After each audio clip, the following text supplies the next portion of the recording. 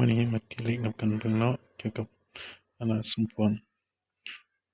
โจทย์มีอยู่จงสหาจำนวนทวนธรรมศาสตร์ A B C ที่ได้สมพร2กำลัง A บวก C กำลัง B บวก8กำลัง C นี่เท่ากับ328เนาะเป็นคำว่าสู A B C ทุกๆจำนวนที่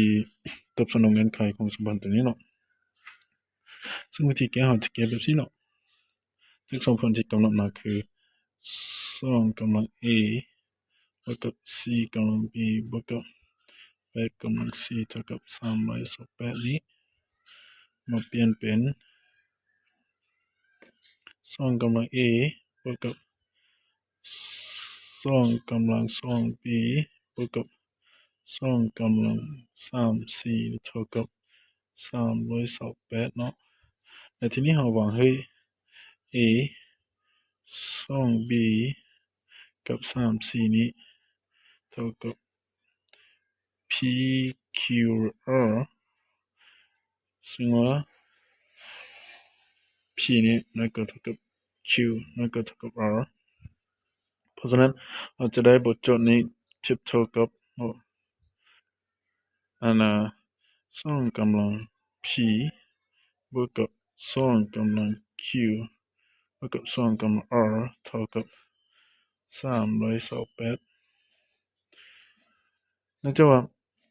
P นี้น้อยกว่าหรือเท่ากับ Q Q นี้น้อยกว่าหรือเท่ากับ R เพราะฉะนั้นเราสามารถแย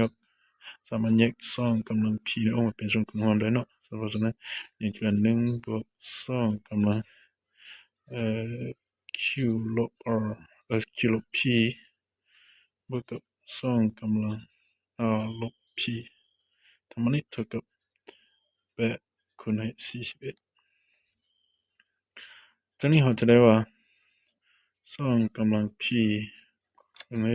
1บวกกับ2กำลัง Q ลบ P นี้บวกกับ2กำลัง R ลบ P นี้เท่ากับ2กำลัง3คูณให้41เนาะ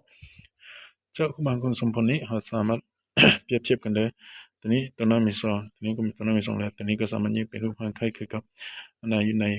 วงเล็บนี้เพราะฉะนั้นเราสามารถเปรียบเทียบกันได้ว่า2กำลัง P นี้เท่ากับ2กำลัง3และทวนได้ว่าP นี้เท่ากับ3เนาะต่อไปเราจะได้ว่า1บวก2กำลัง Q ลบ P บวกกับ2กำลัง R ลบ P นี้เท่ากับ41จากนั้นเราก็จะได้ว่า2กำลัง Q ลบ P บวก2กำลัง R ลบ P นี้เท่ากับ40จากตัวนี้เราอยากเห็นถึงว่า Q นี้น้อยกว่าหรือเท่ากับ R แม่นบ่เพราะฉะนั้นเราสามารถแยก2กำลัง Q ลบ P นี้ออกมาเป็นส่วนคูณหารก็จะได้1บวกให้2กำลัง R ลบ Q เนาะหลังจากนั้นอันนี้ก็40นี่ก็จะเท่ากับ8คูณให้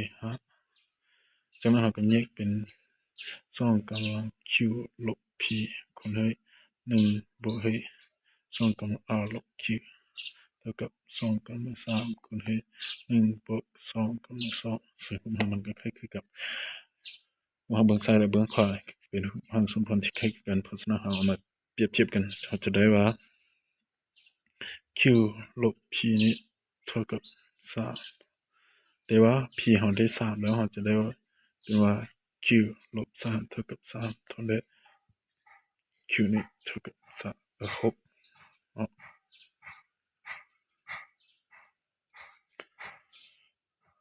หลังจากนั้น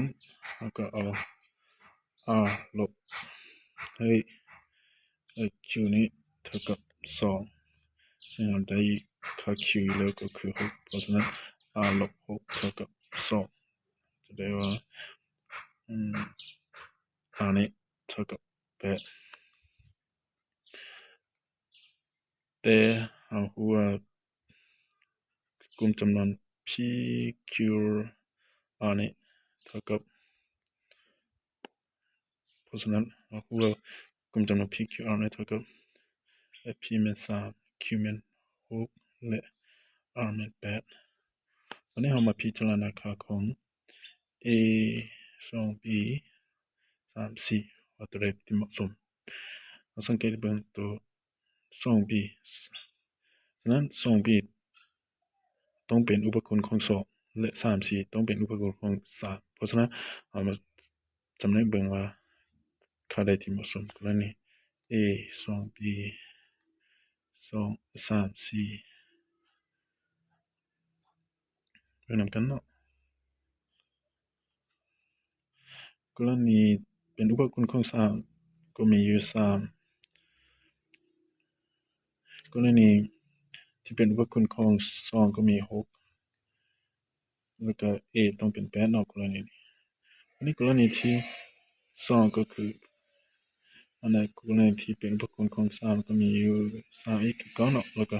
อุปกรณ์ของ2มี8แล้วก็แม่น6เนาะอันนี้กรณีที่เป็นอุปกรณ์ของ3จะมี6แต่แล้วก็อุปกรณ์ของ2จะมีอยู่8นี้แล้วก็3แต่ว่ากรณีที่อันน่ะนอกจากนี้มันบ่มีอีกแล้วเนาะเพราะว่า3กับ2มันบ่เป็นอุปกรณ์ร่วมกันเพราะฉะนั้นกรณี นี้เราจะถอนได้ว่า A นี้เท่ากับ8 B นี้เท่ากับ3และ C นี้เท่ากับ1กรณีที่2แม่น A เท่ากับ6เนาะและ B นี้เท่ากับ4และ C นี้เท่ากับ1กรณีที่3แม่นA นี้เท่ากับ3 B เท่ากับ4และ C เท่ากับ2ตามลำดับเนาะซึ่งค่าที่เราได้ก็คือจำนวนนี้นี่เอง